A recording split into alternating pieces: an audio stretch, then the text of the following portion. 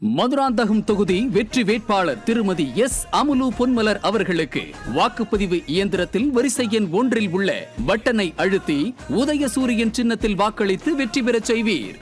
உதயநிதியை முதலமைச்சராக்குவதே ஸ்டாலினின் குறிக்கோள் என தமிழக பாஜக தலைவர் நயினார் நாகேந்திரன் விமர்சித்துள்ளார். நீலகிரி மாவட்டம் உதகையில் செய்தியாளர்களை சந்தித்து பேசிய அவர், தமிழகத்தில் திமுகவின் குடும்ப ஆட்சி நடப்பதாகவும் மாநிலத்தின் ஒட்டுமொத்த வருமானமும் ஒரே குடும்பத்திற்கு செல்வதாகவும் குற்றம் சாட்டினார். தொடர்ந்து பேசிய நயினாரிடம் விஜய் குறித்து கேட்டபோது, ஜோசப் விஜய் பாவம் என கிண்டலாக கூறிவிட்டு கடந்து சென்றார்.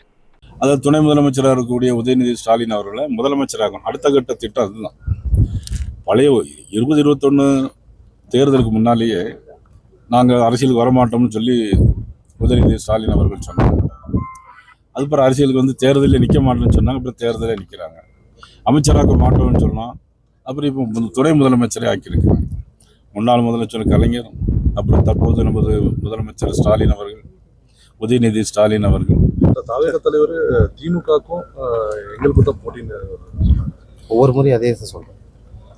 பாவம் ஜோசப் விஜய் ரொம்ப பாவம்.